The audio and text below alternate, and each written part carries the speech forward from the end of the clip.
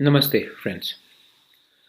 अब मुझे लगा कि मैं थोड़ा सा अपने यूट्यूब चैनल में और अपने फेसबुक में एक वीडियो बनाऊं और उससे सब लोग को थोड़ा सा क्लैरिफिकेशन देना चाहता हूं, क्योंकि मेरे नाम में मैंने मीडिया में पिछले 4-5 दिन से बहुत चीज़ सुना है। और मेरे नाम में किसी लोगों ने मेमोरेंडम भी दिया है गवर्नर को कि मुझे ईडीसी का इंचार्ज बनाया जाए। मेरे खिलाफ किसी लोगों ने प्रेस कॉन्फ्रेंस भी किया है कि मुझे ईडीसी में इंचार्ज नहीं बनाया जाए, किसी और को बनाया जाए। सबसे पहले मैं एक क्लैरिफिकेशन देना चाहता हूँ कि मैं कोई पोजीशन या पोस्ट में इस समय इंटरेस्टेड नहीं हूँ। मैंने अपना तिपरा मोथा शुरू किया और मैंने कांग्रेस पार्टी से सितंबर 24, 2019 में मैंने रिजिग्नेशन दिया था, जब मैं प्रेसिडेंट था। और उस समय मैंने जब रिज़ाइन किया था तो मैंने एक चीज़ बहुत क्लियरली कहा था कि मैं अपने आइडियोलॉजी, अपने प्रिंसिपल और मैं करप्शन के खिलाफ हूँ, और मैं ये 3 चीज़ में मैं कॉम्प्रोमाइज़ नहीं कर सकता। मैं जो बात मैंने अपने लोगों को बोला है, मैं उससे पीछे नहीं जा सकता हूँ, और मैं अपना ज़बान का पक्का हूँ। मैं करप्शन को हैंडल नहीं करूँगा, अपना आइडियोलॉजी और अपना प्रिंसिपल को मैं डाइल्यूट नहीं कर सकता हूँ। और मैंने कांग्रेस के पद से उस समय रेजिग्नेशन दिया। उसके बाद बहुत कांग्रेस के बड़े बड़े लीडर लोगों ने प्रेस कॉन्फ्रेंस किया मेरे खिलाफ, कहा कि मेरे संग बीजेपी का एक अंडरस्टैंडिंग है और मैं बीजेपी ज्वाइन करने वाला हूँ। बहुत लोगों ने क्या क्या कहा मेरे खिलाफ। मैंने बीजेपी ज्वाइन नहीं किया। इनफैक्ट जब सिटीजनशिप अमेंडमेंट एक्ट हुआ तो बीजेपी जो दिल्ली में जो सरकार उन्होंने पास किया था, मैंने उसी सरकार के खिलाफ आंदोलन लॉन्च किया। और आज भी मेरा केस सुप्रीम कोर्ट में है गवर्नमेंट ऑफ इंडिया के खिलाफ कि ये सिटीजनशिप अमेंडमेंट एक्ट हमारे हित में नहीं है। जब मैंने तिपरा मोथा शुरू किया था तो मैंने कहा था कि मैं पॉलिटिक्स से हट के अपने तिपरासा लोगों के, अपने त्रिपुरा के लोगों को मैं हेल्प करना चाहता हूं, उनका सेवा करना चाहता हूं। मुझे इस गंदगी से, इस पॉलिटिक्स से, जहां में कोई यहां में झंडा लगाता, कोई उसका झंडा उखाड़ता है, मैं इसमें नहीं गिरना चाहता हूं, और मैं सेवा करना चाहता हूं अपने लोगों का। मैं थक गया हूं इस गंदे करप्शन से। तो मैंने तिपरा शुरू किया, the indigenous progressive regional alliance. जब मैंने पहले कहा था कि पुइला जाति उलो पार्टी, तो बहुत बड़े बड़े लीडर्स लोगों ने कहा था कि ये क्या है पुइला जाति उलो पार्टी, मतलब क्या है इसका। मैंने हमेशा कहा दोफा को आगे रखो, पॉलिटिक्स को पीछे रखो, लेकिन ये लोग ने विश्वास नहीं किया। लेकिन जब से तिपरा शुरू हुआ है हमने 4 चीज किया। अपने ब्रू रिपैट्रिएशन इशू में हमने अपने ब्रू लोगों के साथ, हमने पहले कहा था, बाद में भी कहा, और अपने सिद्धांत पे रहे। और आज ब्रू रिहेबिलिटेशन का पैकेज हुआ है जिसमें त्रिपुरा भी शामिल है।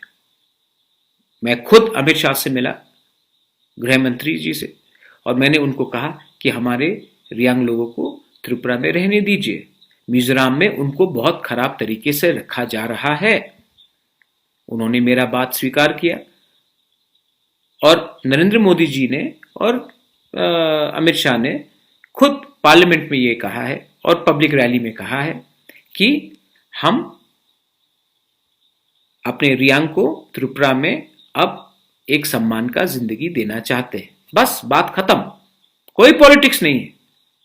मैंने अपने रियांग लोगों के लिए बात किया, कोई पॉलिटिक्स नहीं किया। उसके बाद सिटीजनशिप अमेंडमेंट एक्ट हुआ।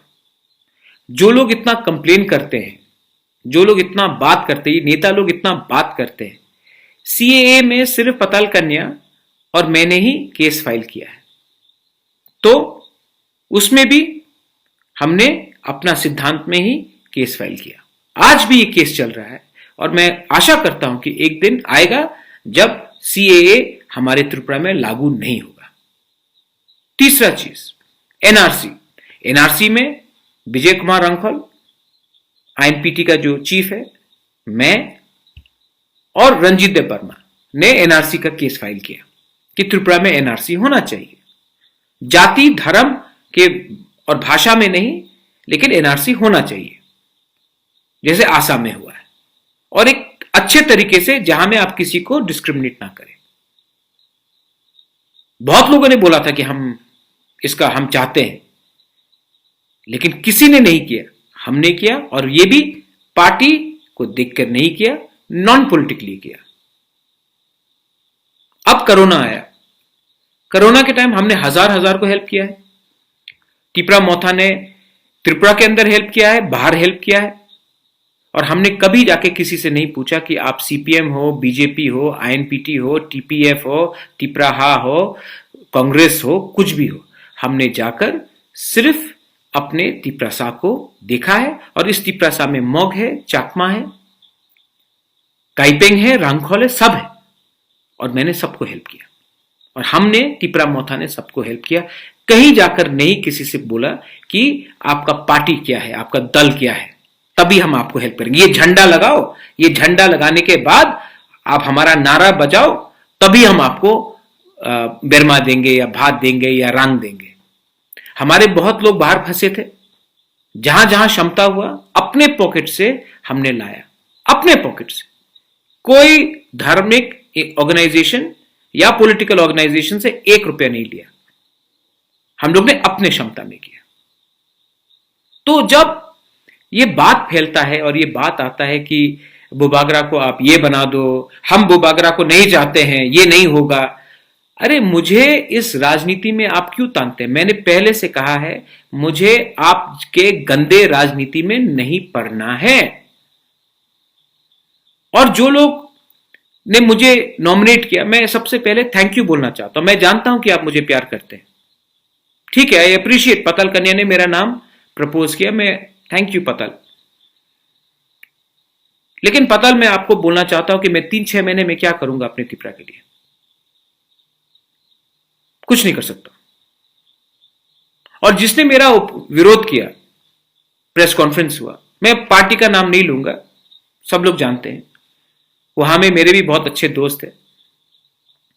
मैंने उस प्रेस कॉन्फ्रेंस के एक दिन पहले ही क्लैरिफाई कर दिया था कि मुझे पोस्ट नहीं चाहिए, मुझे पद नहीं चाहिए। मैंने एक दिन पहले क्लैरिफाई कर दिया था। मैंने आपके लीडर से भी फोन में एक दिन पहले, प्रेस कॉन्फ्रेंस के एक दिन पहले फोन से बात करके मैंने कहा था, मुझे इस पोस्ट में इंटरेस्ट नहीं है, आप लोग को जो करना है आप लोग करिए। उसके बाद आपने प्रेस कॉन्फ्रेंस किया, क्या दरकार था? लेकिन आपने किया है, चलिए हो गया, मैं नाम नहीं लूंगा, लेकिन आप लोग को भी मैच्योरिटी दिखाना चाहिए। एंड लास्ट पॉइंट मैं सबको कहना चाहता हूं, ये आप लोग जो इतना पॉलिटिक्स इतना आपके अंदर खून में है, इस कोरोना वायरस के टाइम आपके 1-2 लीडर को छोड़कर, सब पार्टी से 1-2 लीडर को छोड़कर आपके एमएलए कहां हैं?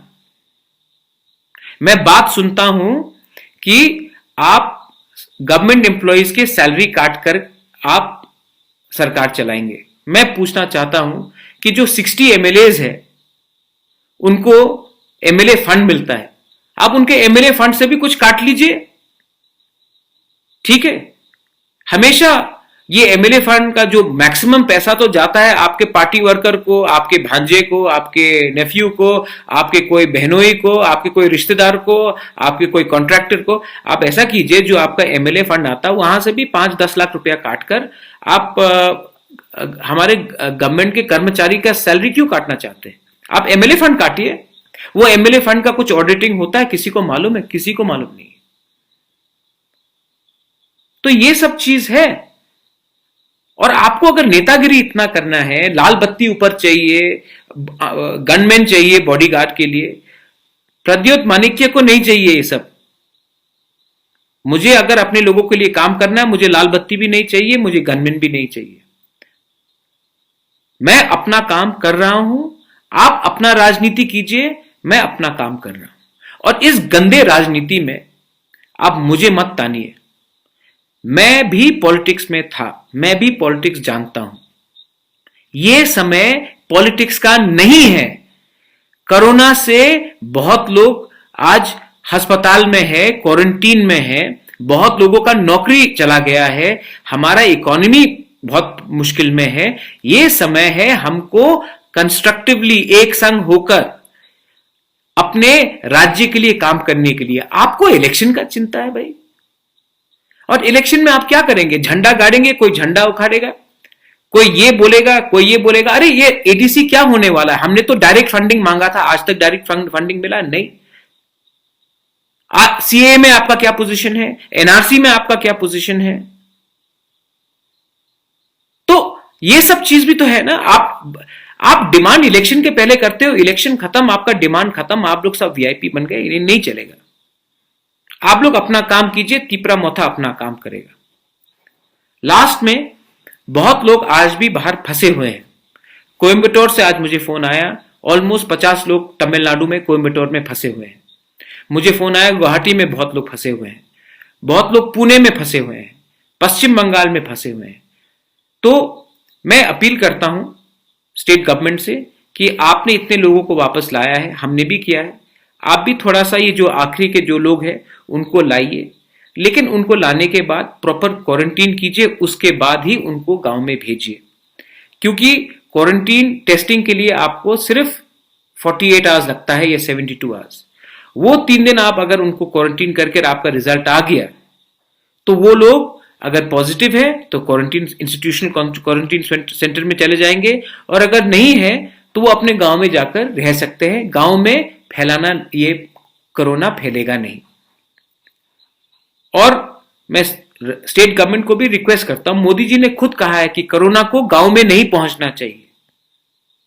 तो कोरोना को अगर आपको रोकना है तो जैसे लोग आएंगे आप उनको क्वारंटीन सेंटर में रखिए, टेस्टिंग कीजिए, टेस्टिंग अगर नेगेटिव रहा तब उनको गांव में जाने दीजिए। सिर्फ 2 दिन लगेगा या 3 दिन लगेगा, ये मेरा रिक्वेस्ट है। और आखिर में जो जो लोग ने मेरा सामने में मेरे पक्ष में कहा है, मैं थैंक यू बोलना चाहता हूं।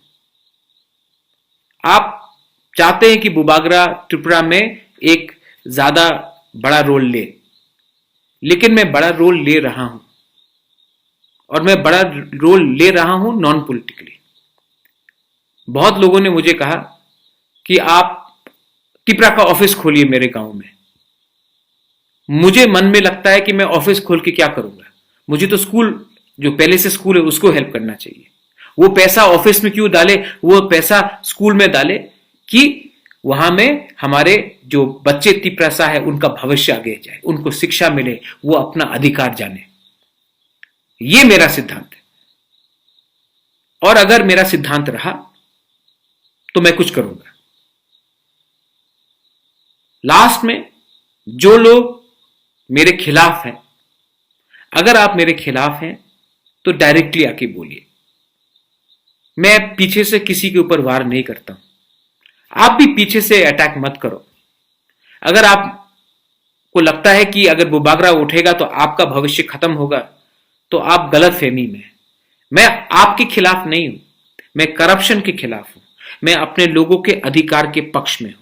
अगर आपको लगता है कि इसके बाद भी मैं आपके खिलाफ में हूं, तो हां, मैं शायद आपके खिलाफ हूं, क्योंकि आप तब करप्ट और हमारे तिपरासा के संग नहीं है। यही मेरा मैसेज है। मैं अपने तिपरा मोथा को बोलता हूं, रिएक्ट मत करो, अभी भी बहुत काम है। हमें अपने कामी में काम करना है, अपने दोफा में काम करना है, और थांचा चाहिए। थांचा होगा तो ये लोग सब समय में हट जाएंगे, हम लोग आएंगे। We will rise, we will be one, we are Tipra. बेलाइनो हम बाय। धन्यवाद।